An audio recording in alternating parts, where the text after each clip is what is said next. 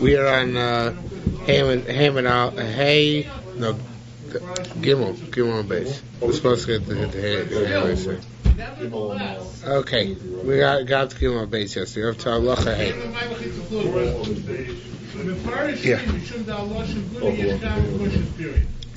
Halacha, you see it? Rabbi Lezer ben Yaakov Omer, Aisha Bat Gerim, a woman who is the daughter of a ger. In other words, her parents are both gerim. Lotino say Lakuna should not marry a Kohen. I should take Imam Yisrael unless her mother is Jewish. He doesn't mean specifically mother. I mean either mother or father, one of the parents. It's going to be a machlokas in the Gemara. What? If they're both gerim, then aren't they Jewish anyway? Or is yeah, but their daughter is, according to this opinion, shouldn't marry a Kohen. Okay. What? Is the halacha like that? I think with Chatchila we are machbir on this. But yeah, but if they were married, then we don't make them get divorced. But I think with Chatchila we are. Child of gerim. The child of two gerim. Two gerim should not marry a Kohen, right? And they became gerim before they gave birth. Even they can't get him before they gave birth. Echad gerim, v'echad avodim meshuchorim. It applies both to gerim and to release slaves. I feel like Asara Doros, even up to 10 generations, that's meaningless, because here it doesn't mean a matter how many generations. Until the mother is Jewish. Haputropin v'eved v'ashliach, a guardian of a field. In other words, the field is owned by orphans, and he is the guardian, or an eved who works in the field, v'ashliach, and an agent, v'isha, woman, v'tumtum, a person of indeterminate sex, v'andregnus, a person who has both genders, mevin, they bring bikurim v'lo kori. They can't read the parsha because the formula which comes with it. They cannot say that you gave me because they were not given portions in the land of Israel, or they're not the holders of this land, so therefore they don't have the right to say this. Okay? Isha is snuck in the middle of between. Shliach and the Tumtu, right. Okay? Rabbi Lezer and Yaakov Omer v'chulei. Talmud learned over there. Rabbi Omer Basker Zohar Kabas Chol Zohar. Now there's a whole machlokas over there. Rabbi Yehuda says that if the father is a ger, even if the mother is Jewish, she can't marry a Kohen. She's like the daughter of a Cholo, because the father is a ger, she can't marry a Kohen. So even if the mother is Jewish, doesn't help. Rabbi Lezer ben Yaakov holds as long as one parent, either mother or father, is Jewish, that's sufficient in order to allow her to marry a Jew, a Kohen. Rabbi Yossi holds that, although it's not brought down here explicitly, it's brought down in several places in Shas. Rabbi Yossi holds even if both the parents are gerim, then the child born after gerus can marry a Kohen. Okay? And there's yet another opinion, which is Shimon Bar Yochai's opinion, that even Georis herself, as long as she's Megayer under 3 years and 1 day old, so then she can marry a Kohen. Okay, so we're going to have all these opinions now spelled out. Talmud learned over there. Rabbi Yehuda says the daughter of a ger who's a male, saying like the daughter of a chol, a desecrated Kohen who's a male, and his daughter, neither of their daughters can marry Kohanim. And all of them, one pasuk came Dorshim they darshan to get to their opinions. It says, "Ki'im besulos, a Kohen shall marry anybody other than besulos, mizera beis Yisrael, from the seed of the congregation of Israel. It should be avia Yisrael until their father is Jewish. Why? Because that's mizera beis Yisrael. It has to be the seed of the house of Israel. So that means the father's got to be Jewish. Rabbi Lezer ben Yaakov Omer, Rabbi Lezer Omer, or the Oima, either one of them, right? Rabbi Yossi Omer, Achi Volda B'Kedushas Yisrael. Rabbi says Beis Yisrael means that to be born from fully Jewish parents, but even if they're gerim, that's okay. Rabbi Shimon Omer, Achi B'Sulim B'Kedushas Yisrael. As long as the girl was a Psula, at the time she was a Jewish, at the time she became a Psula, so then she's allowed to marry a Kohen. When did she become a Psula? When did she become a psula? Yeah, it's a trick question, obviously. When did she become Psula? She's born a psula. I know, that's why I said it's a trick question.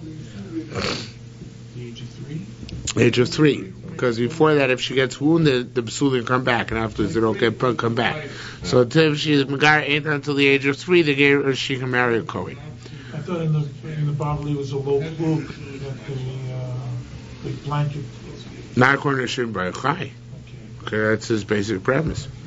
Tai b'shem Rabbi Shimon, we learned name Rabbi Shimon. Gioris pchusi ba'ashol shoy v'emechon.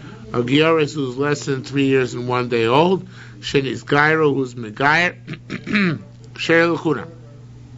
And Shem Melchai is mentioned 4 holds. She's kosh l'chuna. Shem it says Uchot tapanoshim says when they captured all the Moabite women. So soon? Got everything I needed. Oh. Okay. Was it well attended? I didn't even go. Oh, you didn't even go? No, but I primed my father-in-law after I found out all the information that I needed to find out. Oh, okay. Chol tapanoshim. Well, we didn't get very far where you were gone. Oh, we did make a decision, though. Actually, I made a decision on the basis of input. We're going to I will go to explore the matter of acquiring platters for the shiur. And I will let you know tomorrow night. But tentatively it's going to be next Tuesday night. And you should let me know how many family members you intend on inviting. And we should, just you, nobody else, that's it. And we're going to invite the morning daf yomi and the night kol. Okay? Wasn't that quick to the point? All right. We shall execute that decision. All right. Says more further. You're all supposed to make speeches. I forgot that part. Anybody would like to make a speech? I assume you'll make a speech. Don't assume anything. I don't know. I'm formally asking you to make a speech. Would you like to speak? No. Would you like to speak? What? Okay, all right. Otherwise, after the final, please tell me I'm becoming Forget that. That's a great conclusion. Says more further. Taib Shem Shimon. Gioris pchusim ba'ashol shoy v'emechon. A Gioris less than 3 days and 3 years and 1 day old. She's Gayo Aksher Lakuna, who was Megai, she's Kosh Lakuna. She never chol taf panosh mishloel the mishkav zochar. Any children, any young ones among the women who did not have relations with men, you're allowed to leave alive for yourselves. And Pinchas was one of the people who went to war against, I said Moab before, it's Midian, against the Midianites and captured these captives. So it seemed that even Pinchas was allowed to consort with one of these women. So they must be that if as long as they're Megayer at under 3, then they themselves are permissible. So says Gemara, that's what? Under 3. They were very young, Taf. Rabbanan, wait to see what we're going to see later on. Rabbanan say it didn't mean to leave them alive as wives, but as slaves. Slaves, doesn't matter what age they become slaves. Rabbi Yasif Shebi Yogan said, Halach Rabbi Yossi. The also Rabbi Yossi says that as long as even if the father and mother are Gerim, their daughter can marry a Kohen. However, Kohanim Nagu Silsu Ba'atzman, the Kohanim, stuck up as they are, they conducted themselves on a higher plane as Rabbi Elazar ben Yaakov, which means they are makbid, at least one parent must be a Kohen. Okay? Chad Kohen Nasa Bas Gerim. There's a certain Kohen who married the daughter of Gerim. Aso uvdu kumi Rabbi Avo. So this came from Rabbi Avo. Va'arbahe al saf sila. He spread him out over the bench. In preparation for what? Flogging. Preparation to flogging. Amalei Rabbi Bibi. So Rabbi Bibi said, no relation to the current one. Rabbi Bibi said, He's not a rob. he's certainly not a rock. Lo kain alfon Rebbe. Wait, didn't you teach us halacha Rabbi Yossi? Halacha Rabbi Yossi. So don't flog the poor guy, right? Because he married the daughter of two Kerim. Amar lei. So Rabbi Avo said back. But having the Kohanim conduct themselves according to Rabbi Elazar ben Yaakov on a higher plane. So Bibi said, no, but for law of Almina Gloikin, on such a minute you're going to flog him. So says the Gemara, Amar lei, Rabbi Avo said to Rabbi Bibi, you know what? Inkach ad chame, if this is what you see, mefayisli, go make amends for me with the guy who was about to flog.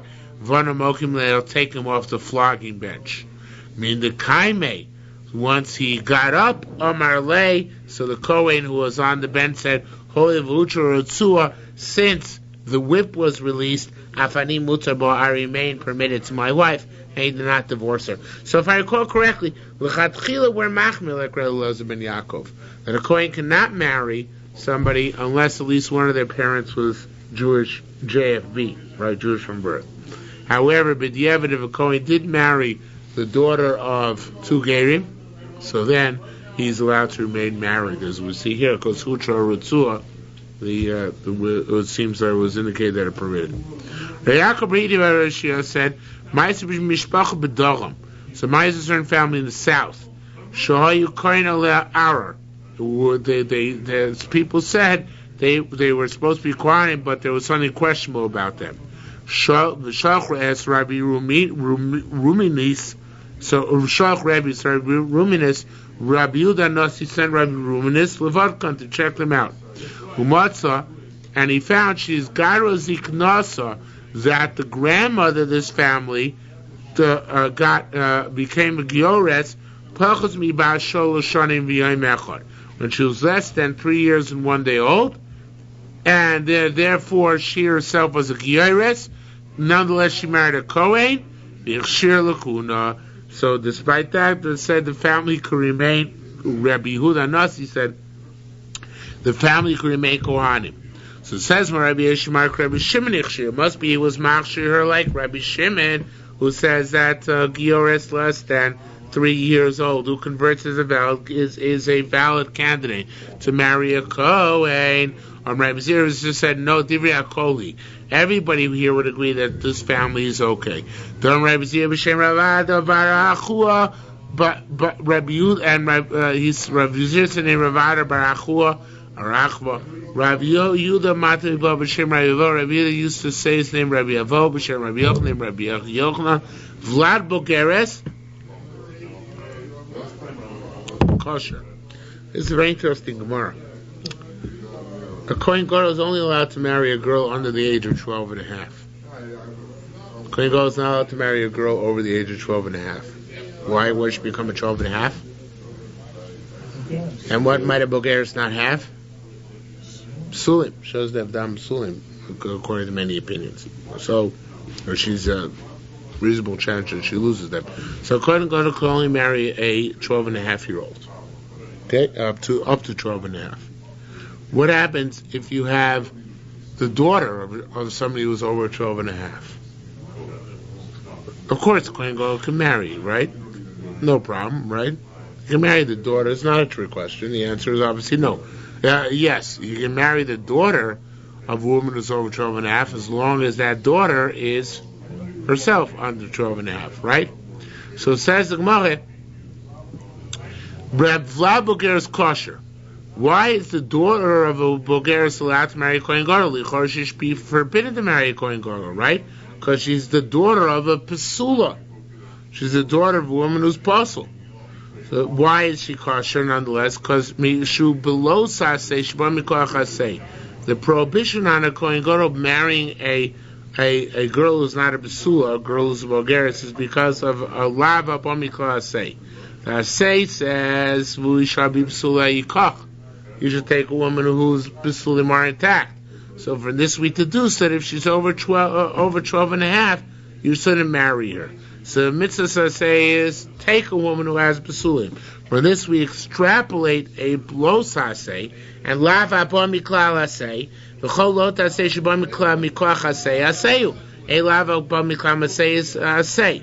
Now here's the amazing part. That wasn't amazing up to now. Oh, it is. Which part? Well, I guess maybe I'm misunderstanding this Gemara. No, you are understanding it. I'm incorporating this in the amazing part. Go ahead. The amazing part is that we say, even though I have a very easy way out of this comparison. Obviously, a bogeres is not an inherent psul to a kohen, right? She herself was a ksheira earlier in life, right? She just lost it because she grew older. I'm comparing that to the much more inherent psul of giyoris, right? And I'm saying another amazing thing, which is their gradations in the extent of the individuals to whom the lav applies based on the severity of the lav. Something which, to the best of my knowledge, we don't usually see. We see gradations in the punishments, gradations in the hell aspect of it, right? But we never see gradations in the persons to whom it applies. Here is saying, since the prohibition of marrying a bogeres is only a lava b'miklal haseh, it's a negative commandment derived from a positive commandment, therefore it is less stringent, lighter in nature than an actual lav. And that is why it doesn't apply to the daughter of a bogeres. Not because of the qualitative difference between a bogeres and any other prohibition, rather because of, so to speak, the quantitative impact of having a less severe penalty attached to it. Okay? I expressed that well? Okay? So is that amazing? This whole thing is amazing because talk about the psul suggesting that the daughter of a bogeres is she's a daughter of a psula, therefore the psula attaches to her. Right, that would be amazing. But that's what I'm saying. The more amazing fact is how we get out of that, because it would be an easy refutation to that, right? But the more just limits it by saying it's because of lava b'miklal haseh. The kavasa, so to here, ki'im b'sulami amavi chachi shav lo giyoris. How we know Kohen could not marry giyoris? Because it's not a regular Kohen, because she's not a b'sula me'amav, right? So Kolo says, so this also, it says ki'im b'sula me'amav yikachi shav, he should take a b'sula from his nation. So we derive from that, we extrapolate a lot, not to take anybody else, right? So any lava b'miklal is an asay as well. So there, just like bogeres doesn't apply to the daughter, so too the psul of giores does not apply to the children. It's a one generation psul. It's a remarkable thing. Yes, the Gemara really stands by the principle that it really should have been a psul. Right. But for the fact that it's lava b'miklal asay. That's right. That's unbelievable. Okay? Says I don't make it up, I just say it over. Hey, Rabbi Yeshua, ask a question on this. Say, wait a minute. Harei dor sheni shel Mitzri. A Mitzri, how many generations of Egyptians can't come right? 3. So second generation of Mitzri are below saseh shebo mikoach haseh. Hasehu. The second generation of a Mitzri is prohibited to join the congregation of Israel, right? Yet that's also a derivative of Asay. The Asay is Dor Shlishi of Olem Mikal Shem, only third generation. So we say not the second generation, but there we do render the second generation unfit. So too here, since the grandmother was a Giyeres, so her daughter should be Pasul Kuna as well. But no one ever said that she go through 3 generations of Giyeres. That's what you might say. The Gemara gives another answer, different, also amazing. Rabbi Yeshua Amar v'lo dam, he said it's not comparable. Asay should be Yisrael, Asay should be Kohanim. One is an Asay which has to do with all Jews. One is an Asay which is limited to Kohanim. So again, here we're going to limit the persons to whom the prohibition applies based on, well, based on the persons to whom it applies. But based on in other words, if it's an Issur which applies only to Kohanim, it's less severe than Issur applies universally. Since Mitzri is the universal Issur, that's why it goes to the second generation and on to the third generation. Since Besula Me'amov is only a Kohen prohibition, that's only extends to the first generation, not to subsequent generations. Okay? So again, a very strange way of reading it. You saw of learning it. One Asay has to do with Yisrael, one has to do with Kohanim. Asay should be soil also b'kol. The Asay, which is by the Yisrael, is also by all Jews. Kohanim being Yisraelim. Asay Kohanim, the Asay by Kohanim, also Kohanim is only limitation by Kohanim. Umutzah b'vim Yisrael, and therefore it's mutter by Levi Yisrael, and therefore also it's mutter, as we said here, by a girl who's the daughter of a Gioris who married a Kohen. It's almost like a catch-22. The daughter of a Bogeris is not going to have a Sulam because she had a child. Right. So by definition, doesn't have a Sulam. That's fine. Right. In other words, you're asking really a variation of his question. Bas Bogeris by definition can't be apostle. Yeah. Because everybody is Bogeris. So what we might say is that that every wife of Kohen Gadol must be the daughter of the wife of the previous Kohen Gadol. The wife previous Kohen Gadol got married before she was 12 and a half, right? So therefore, her daughters even later in life are kosher for Kohen Gadol. In other words, it's not even true. It doesn't just have to be the wife of Kohen Gadol. In other words, we would say, all Kohen Gadol's wives have to be the products of unions where the girl got married on the age of 12 and a half. That's who would have said. Okay, but we don't say that. Again, that's what we're saying. Whatever reason the Gemara says we don't say it, we do not say it. Shliach, an agent. When are you allowed to send Bikurim by an agent? Rabbi Yossi and Rabbi Shimon Lakish and Yochanan said, "B'shalichton l'shalom b'yad acher." All of you originally, when you collected the fruit, you collected with the intent to send it with somebody else to Yerushalayim. Avlim Lavin who, but if you would collect with the intent to bring it yourself, so then lo yishalom b'yadach, you're not allowed to send it in the hands of a shliach. He didn't tell us what Chayim means. He didn't finish his statement concerning this. Where's the word mechasel appear in the liturgy? Coming up. In Nagara, right? South Seder Pesach, and it is complete. So here he didn't complete explaining his reasoning for it. Okay? Rabbi Yonah Mechasel, Rabbi Yonah completed the reasoning. How so? Rabbi Zir, Rabbi Amin, Rabbi Shimon Lakish, Rabbi Yonah just said. Bishalachtam, the same thing we just learned. Bishalachtam l'shalom b'yad acher. When can you send with a shliach? When you collected originally with the intent to send it with somebody else. Amliton lavian who, but if you collect it with the intent to bring them yourself, lo yishlacham b'yad acher. You may not send it in somebody else's hands. Why? She'kol ha'bikurim, a very pashut svara. Any bikurim sheniru liyitu b'kchiyah, any bikurim which were suitable for the additional advantage of reading the parsha, any time they are not permitted except with kriya. In other words, if you harvested it yourself, right? You had to bring it yourself, so that at that point you became chayav both in havah and in kriya. You may not downgrade it by later assigning the havah to somebody else, which will preclude any kriya because you're not Yerushalmi to read it. Okay? Says the Gemara. In other words, it's your mitzvah, and you should do it. Well, it's not just your mitzvah. If you don't do it, nobody else can do it. Because only the owner could say, this is from my land which God gave me. Anybody else can't do it. Okay, it says the Gemara, Amar said, Avagav lo Amar Rabbi Yossi Adam Milsa. Either Rabbi Yossi himself didn't say this. Amar the Kavasa, he said something similar to this, very similar to this. Well, what did he say?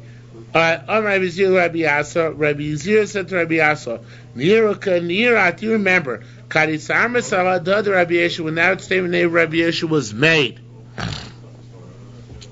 V'amar Rabbi Yossi, the same Rabbi Yossi is that you have to, that's only when you collect it originally with the intent to give it to somebody else to take up to Yerushalayim. You collect with the intent of taking up yourself, then you have to bring it up yourself. So says Gemara, do you remember that which, Nihirat, Kadisar Masala Rabbi Yeshu, that when Rabbi Yossi said his principle. V'am Rabbi Yossi said, Mastisa Pliga. Our Mishnah seems to argue on this.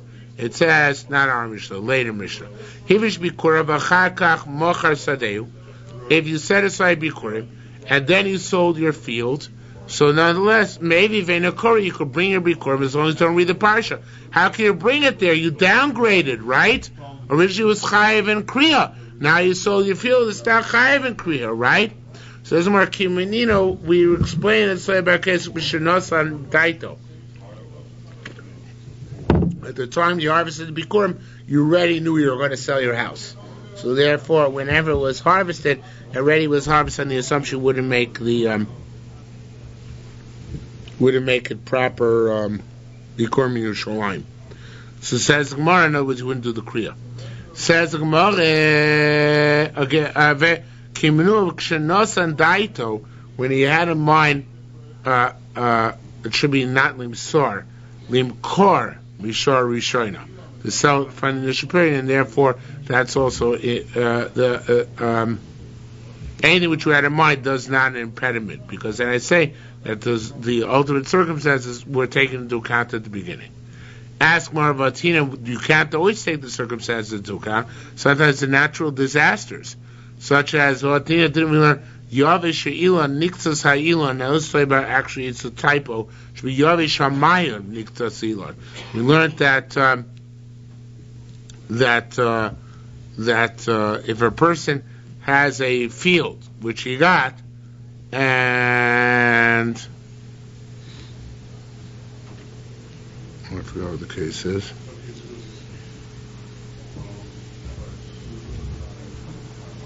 Yeah. Person has a field which he got, and he set aside Bikurim, and then he wants to bring the Yerushalayim, and before he gets a chance to bring them to Yerushalayim, the whole field goes bad, or at least part of it goes bad, right? The spring dries up, the tree gets chopped down. So we learn over there, nonetheless, you can bring the Bikurim up to Yerushalayim. Why? The Chodesh being Peter bringing other Bikurim up to Yerushalayim, since now you don't have a bona fide field, and when you collect it, you did have a bona fide field, so you really should make the Kriya. But you can't make the Kriya, so therefore let's not allow you to bring out the Bikurim to Yerushalayim at all, right? Because what are you going to do? So it's more Odi B'Yavish B'Shar Rishoina. Talking about where the guy knew that it was already going bad before he took off the initial Shumas Maisros. Not Bikurim, sorry. Not Shumas Maisros, Bikurim. So therefore, since you already knew at that time, when he sets aside just to take it, and not to read the parasha, and therefore he can follow through later on the fact when he knows, since he foresaw that this is the problem, so now he obviated the problem by indicating that it should be Trumas and Maisros, Bikurim again, should be Bikurim when it shrivels and when it dies, and at that point you won't be Chayiv and Kriya, and the Chayiv and Kriya never evolved because originally it was too premature. That the very fact that you have to have a wall tells me as more of a Kriya Makeves, it's Kriya the Parsha required. You don't need it. Rav Shulbar Yitzchak Haroy, very famous quote, Haroy LaKriya ain't Kriya Makeves. Say anything like Haroy LaBila, right? Anytime it's suitable to be read, you don't have to read it, right? Well,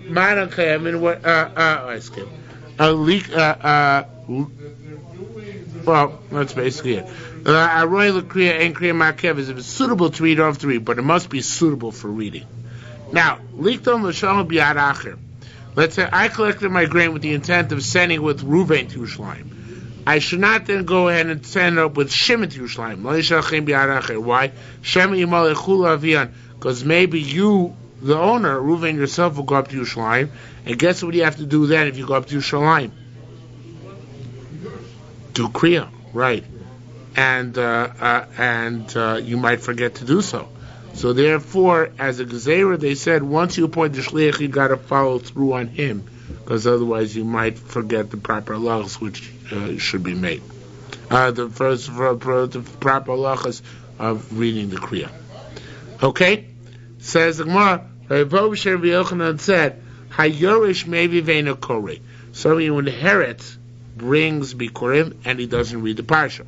So that's more Manakim. What are you talking about? Im Yerush b'chayav, if he's inheriting during his father's lifetime, Shlucho. So of course he's not really an heir. He's the emissary of the father. So of course he can't be Koreh. If it's after his father's death, Shaloe. And of course he can be Koreh, right? It's his. What are we talking about here? To that where his father was sick or in danger. And in that case I say that even though he inherits his father's property, right, because father abdicated it to him, so to speak, nonetheless, he doesn't bring Bikurim from it. He brings Bikurim, he doesn't read because it's not yet Asher Nasatli Hashem. It's not yet his land to make that claim. Now, in regard to that, says more, Ksiv says, V'samachta b'chol tov. You should rejoice in all the good Asher Hashem Nasatli Hashem Ukecha. Ulveisecha, which God gave you in your house.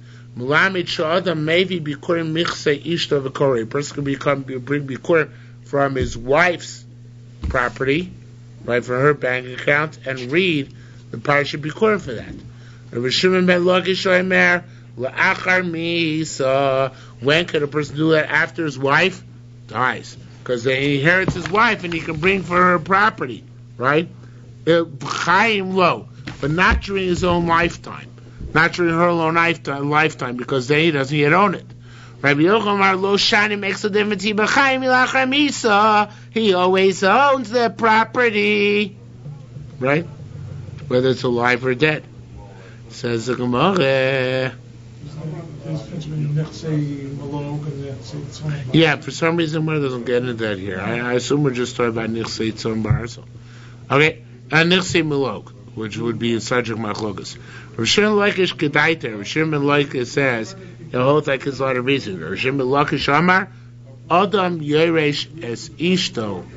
No, it says Ein. The Ein is a typo. Why? How does Shmuel say? Yeah. How does Shmuel say that you get? Not Shmuel. How does Rav Shimon Lakish say? Should have started earlier. What's the machlokas between Rabbi Shimon Lakish and Rabbi Yochanan? What do you think the machlokas is? Well, how would you know? It's machlokas whether kinyan pairs to kinyan goof or not. Okay? Because this says parallel study in the Bavli, Bava Basra. Machlokas the kinyan pairs kinyan goof. I don't own something, but I own the rights of usage. Is that considered ownership or not? So that's machlokas. Reish Lakish holds not. Rabbi Yochanan holds yes. So that's what Reish Lakish holds. Since it's not, can you have a husband in his wife's property during his wife's lifetime is what? What? No, he is an ownership, but it's an ownership of Kinyan Peiros, not a Kinyan Goof. Right? He only has the rights of usage, doesn't have the actual ownership of the land, right? Doesn't have the title to it. So therefore, Shimon Lakish says, Dorais, he doesn't own anything. Can he bring Bikurim? No, because he doesn't own. When can he bring Bikurim Doraisa? Only after he owns. When does he own it? After she dies. So he owns Ushas Abaus Doraisa. Rabbi Yochanan owns Ushas Abaus Dorabona. But he holds Kinyan Peiros is Kikin Yaguf. So during the lifetime when the man exercises rights of domain over the Kinyan Peiros, so that's sufficient for him to bring Bikurim, right? Because Kinyan Peiros is Tatan Makia Guf. Rights of usage are equivalent with ownership. However, after his death, after husband's death, she can no longer be Makdashah. Why is that? Goes to the children. Right, because it's not hers, Midoraisa. Midrabana. Not his, Midoraisa. Midrabana, it goes to the husband. Midaraisa though will go to the kids, not the husband. Okay. Seems, What is? oh, logic follows. Yeah. But it just seems that while you have the direct owner who's alive, his shiur bikurim is deraisa. Yet when the direct owner is gone, you would think that his shiur deraisa. Well, it's not his; it's the spouse's. No, it's the wife's. No, it's the husband's shiur bikurim we're talking about. Right. Well, of course it's his Yeah. shiur. But while the wife is alive, the one who really owns the land, you would think that Neither of them are chayiv. But the chiddush is that neither of them are chayiv. No, according to Rabbi Yochanan, he's chayiv. No. Kini Perska, Kini. Oh, right. While she's alive, yeah. So his shiur is deraisa. And when she's gone, you would think There is that It's certainly a case, right? Yes. But Tiyel Jush Labaus Rabbana doesn't work that way. Midaraisa, where? Why does it have Midaraisa, who inherits a wife? No, Her children. No, not according to Rabbi Yochanan. Okay, the question: Why does he hold up? Why does it? It's a very, very important. It's a very, very important discussion of that, and a certain very significant sefer in Ball basketball. In brief, it happens to go on for pages and pages. It's one of the better pieces. But in brief, it's because Rabbi Yochanan holds all, and Rambam Paskin like Rabbi Yochanan, that all inheritances in Judaism, midaraisa, are bloodline inheritances. And a husband is not a bloodline of his wife. Okay, that's the concept of called yeshiva shoelam mishmush. Mishmush means where we haven't had it in a long time, right? Mishmush means where it travels up and down the property, so to speak, travels up and down the bloodline, trying to find a place to rest. It doesn't make lateral moves. Even in Yerusha, going the Rambam, even in Yerusha between two brothers, is not direct. It's through the father. Okay, so everything has to go through bloodlines. You remember that, right? Okay, so that's what I'm talking about here. Yeah. Okay. Oh boy, you guys are good. All right.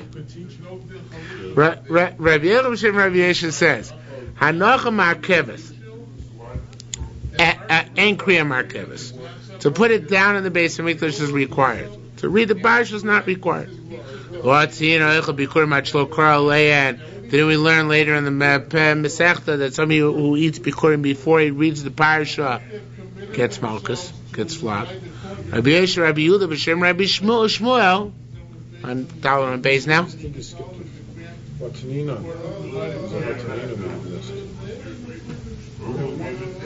You said Rishayim Hanach Ma'Keves and Kriya Ma'Keves. The next part is Vatanina and Ofa Bikurim Achelo Kara Aleihan. That's what I just read. Yeah.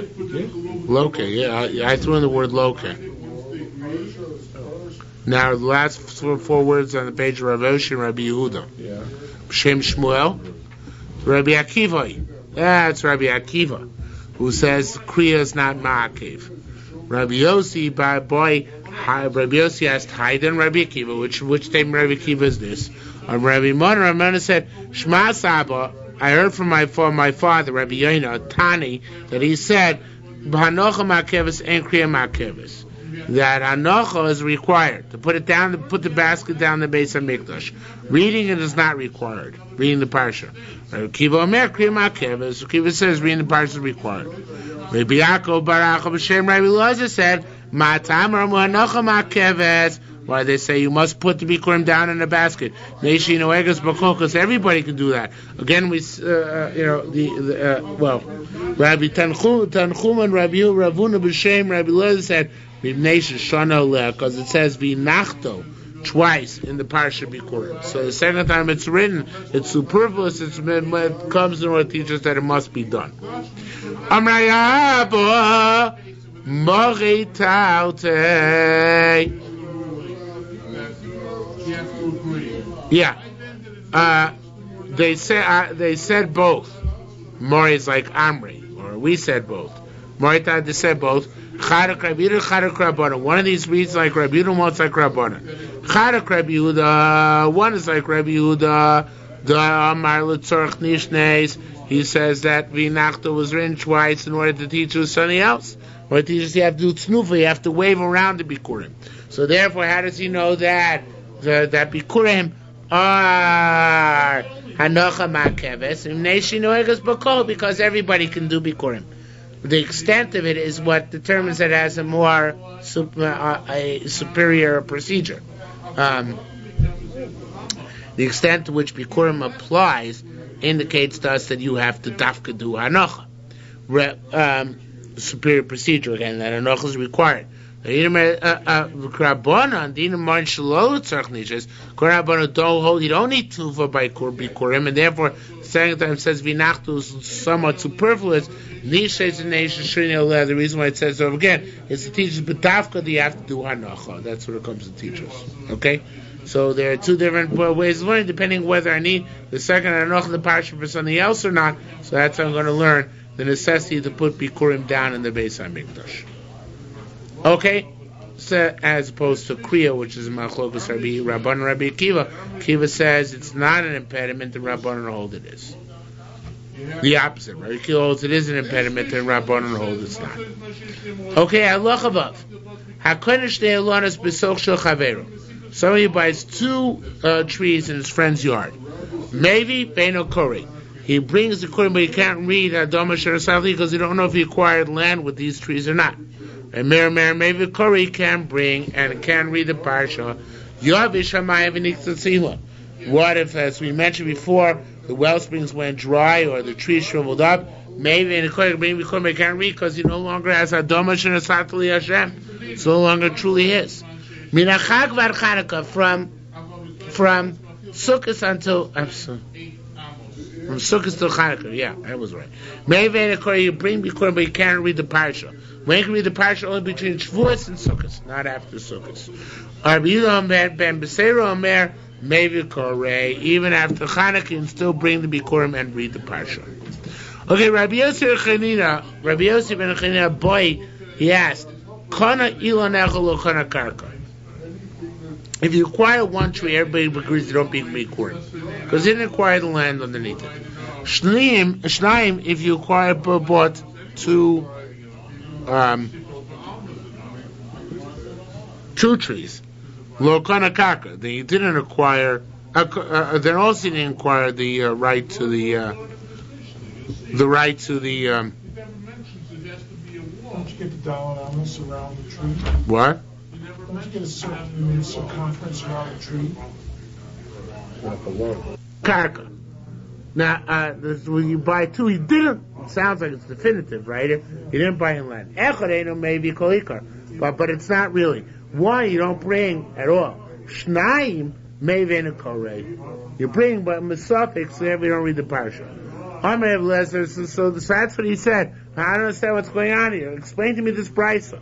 So Amar Leisa said, Amar Lezer, Milan the Tzrichel Rabbana beBeis Ba'adatra, so which the rabbis already clarified in the Beis HaMedrash, the Beis Vadi. You're asking me? You know the answer to that, and the answer is that Chachamim made a distinction between 1, 2, and 3 trees.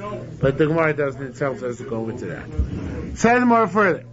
The Rabbi Yehuda. Now this is going back to the Mishnah. Rabbi Yehuda said even if you cut down a tree, you still bring Bikurim from it. The Bikurim which was set aside before it's cut down are still bringable. So we ask the Gemara why. So the answer to the Gemara, the Rabbi Yehuda Avad is like a tree is like straw. It's like grain. So by grain we say that.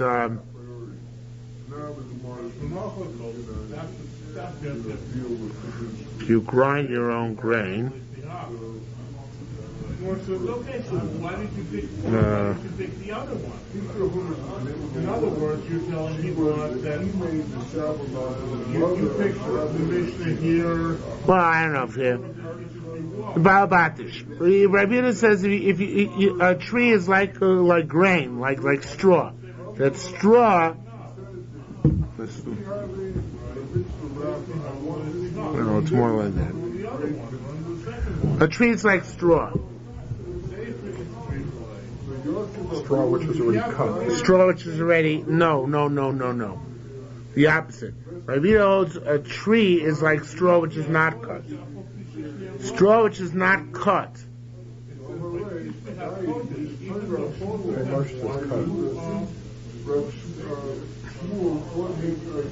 Yeah, but he says not that way. He says straw which is not cut is batel to the land. A tree is also batel to the land. And therefore, even if the wellspring shriveled up and died, right? Even the tree, it's got to be cut off. You're right. As the Mishnah says, "Nikta tzila maybe vein kor." Rabbi Yehuda says maybe v'kori. So I guess it means that straw is considered part and parcel of the land, right? So too a tree is considered part and parcel of the land. Even once it's cut, it doesn't lose its status of once having been part and parcel of the land, and therefore it's still being bikurim from it. I guess. I guess that that's the case. So it says, "Martamati." Wait a minute. Whoa, boy. Whoo. If you're going to say it's like straw, Tamati learns over there. Biyot birei chalapero seilan boi pri adama yotza. Mei bracha boi pri adama boi ana boi pri etzu yotze. Rabbi Chizkiah Shem Rabbi Yaakov Barachot said to Rabbi Yehuda, that must be going like Rabbi Yehuda, who said, Avad at the Ilan Kikashi, you look at trees as if they're straw. So it means you look at Hoyt as if they're Adomas, right? Says Maram Rabbi Yossi Divrei HaKol. No, everybody agrees with that by brachos. Because fruit trees are included in vegetables patches. But ain't pears Adam it doesn't work the other way. The vegetable patch is not part of the salads. Okay, it's part of the fruits. Says Gemara, Rabbi Bakana boy kumi Rabbi Hila, Machalo Sada bekamasa. You sold the field and the grain was still growing. Halokech ma'ush yavim and bikurim. Does the buyer bring bikurim? Amalei Lamalav. So he said, why not? Jewish. Answer the question with a question. Akadun lacha. Maybe that's so true only when he sold it to him moist. Grain was not fully dry yet. What if he sold to him afili avesha? Said Amalei afili avesha. If he sold it dry, still the buyer brings bikurim. Afilu tzura. What if he sold to him already harvested? Says no, give me a break. Me'ata, that's the case. Afilu chitin, even if you buy grain in the marketplace, then you have to be bikurim. Kacha noimrin, halokech min hashuk maybe bikurim. Somebody who buys in the marketplace to bring bikurim, obviously not. That would be preposterous. And therefore, so to here, it would be preposterous to require more than It's not more than.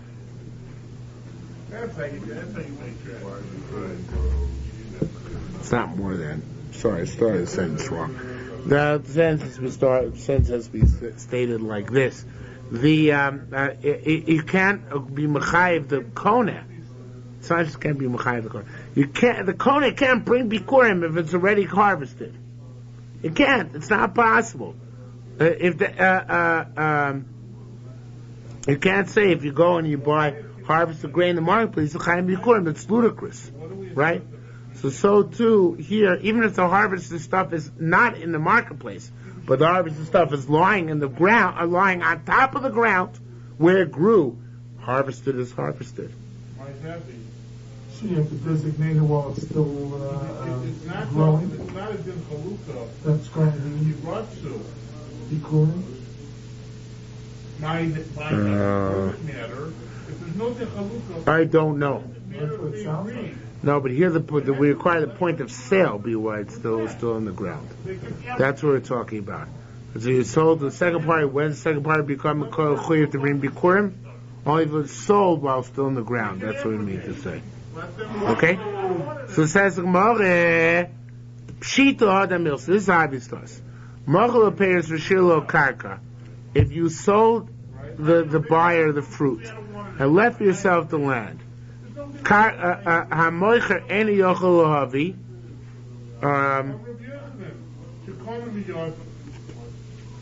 Shein lo peros. Yeah. The seller can't bring bikurim because he doesn't own the fruit, right? He sold it. And there's a line missing here. The buyer can't bring the fruit. Why? He's got no land, right? So nobody can bring. Tough, right? What if the buyer now bought back the fruit? He sold the fruit, kept the land, now he bought back the fruit. Still doesn't get it, because it wasn't his business. You would say it's nidche. The shah is whether yesh dichui, it's a mitzvah sakev, shenidche shuv enu chayzev v'nira. But the Gemara doesn't discuss that. Gemara says, no, honest. Says Gemara, chazal omer nishmina me'ador. Let's hear from here. Let's darshan. Says, nosla kochim. It says, if you give a prostitute her wages of sin a korban, they don't become esnan zayna. Because the korban already became, before it was given to her as their wages of sin, right? Yenu sushmani muslo. So if you give the prostitute wine and oils and fine flour and kol davar. These are cryptic words which are going to be important to us. Kol davar shkirti b'kar in Mizbech, anything else which can be used in Mizbech, also. Then that becomes esnan zayna because if she got it, it's chulin. To turn around and use it kochim, that's esnan zayna. Wages of sin, right? Now, there's nothing which we can put into the two words kol davar, which is like the English, etc., except clusters of grapes, and crowns of stalks, right? That these must be brought at, that these are brought as, or are not brought as, bikurim. It must be that kol davar means, kol davar shkitz b'kar gazech is talking about, so about bikurim, right? So about bikurim.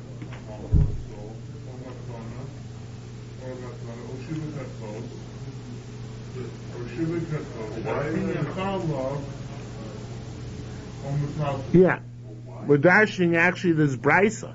The brisa says we're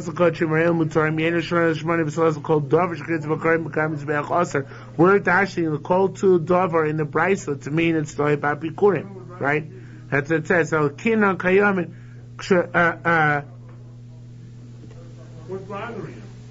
so now that's the Gemara. I'm sorry. That the Gemara asks, what are we talking about? If you gave it already as her wages of sin, so is she taking the bikurim? That can't be. Maybe bikurim concerning he buys from the marketplace, bring bikurim. What are we talking about? We want to bring a ride from this brisa. So this brisa about kol davar, it's about bikurim. That's about our funny case. The grapevines were hers. And she sold to the guy the fruit. And then he turned around and gave the prostitute back the stuff, right? So the reason why you can't bring this bikurim is because it wasn't esnan.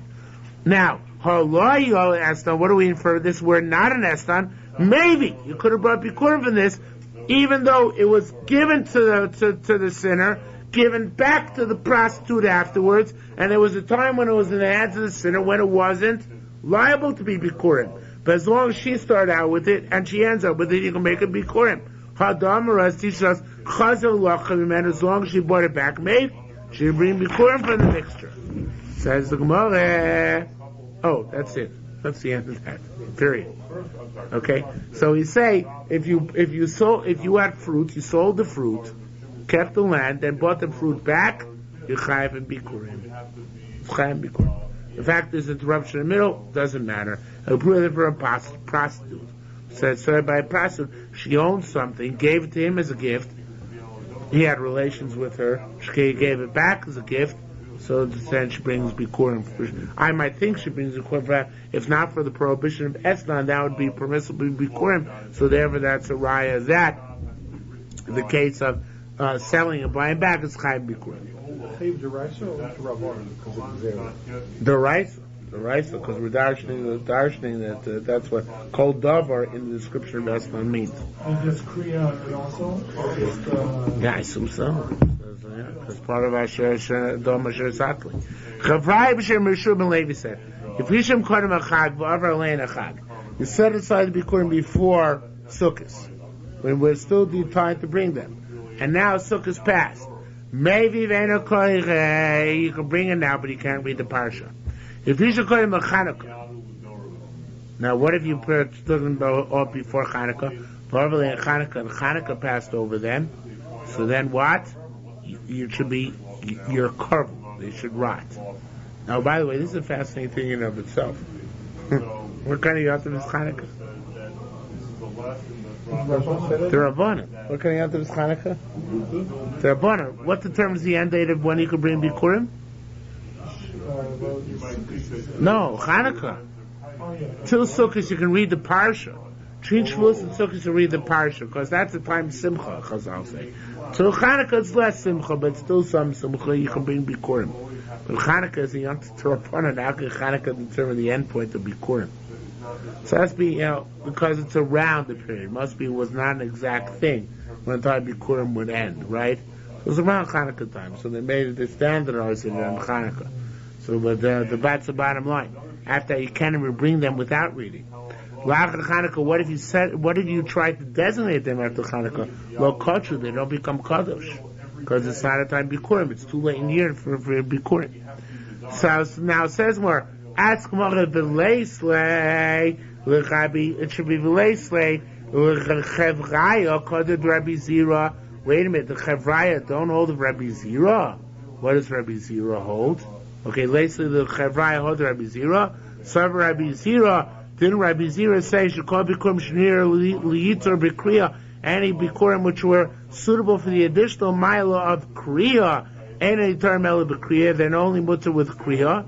And yet the Chavraya say that if you set aside before Sukkot, b'di'ev, you can bring it after Sukkot, right? Wait a minute, it was set aside before Sukkot, it's not to Kriya. Where's the Kriya, right? So, Leis Chavraya Kain, right? Well, do they not all of it? So, Islahon, we're talking about case similar to what we said before. You set it aside before Sukkot with the knowledge you're going to bring it after Sukkot. So therefore, inherently from the beginning, it wasn't susceptible to Kriya. As the Gemara, now this is going on back on the boundary Bikurim. How can you say that the Chanukah is the endpoint of Bikurim? Well, didn't we learn? And Mavim Bikurim Lo Min HaChodesh Yosh. Can't Bikurim from last year and this year. This year and last year. Lo Min HaChodesh nor last year and this year. Manakim, what are we talking about in this statement?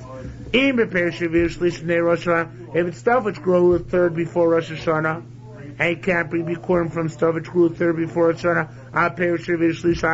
stuff which grew a third after Rosh Hashanah. That's more.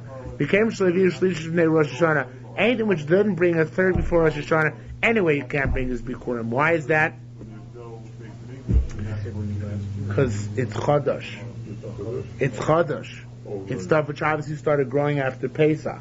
Started growing after Pesach, can you bring Bikurim from it now? Obviously not, right? So when can you bring Bikurim from it? After Pesach next year, right? After the Korban Omer of next year.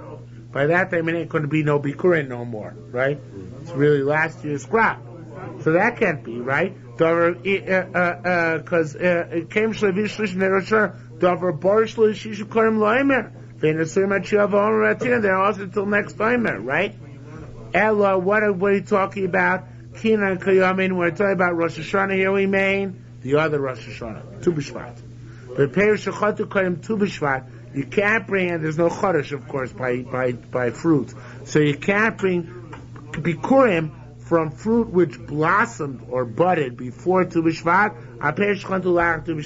and fruit which budded after Tu B'Shvat. Became Shum Chodesh Al Yosher. So it says more, why not? It must be because it's Chodesh on Yosher, right? Stuff which is before or after Tu B'Shvat, and stuff which is before Tu B'Shvat. But it sounds like Chodesh or Chodesh Yavi. But it sounds like from new fruit to new fruit you can bring forever. It's a very strange Gemara. Gemara is just saying, well, there's a beginning point. Everything has to be at Tu B'Shvat. But it seems like there's no end point. Even after Hanukkah, as long as you want. Says, well, no, what are you talking about? All this is part of the kasha. Even after Chanukah, as long as everything is after Tu B'Shvat, it can even go to after Chanukah. That's part no. When? Up to the right time, right? But not past the right time. Meaning, yes, there is a beginning point, and there is an end point. Only this price, which is discussing the beginning point, not the end point, but the end point is Chanukah. We will end point for tonight right here.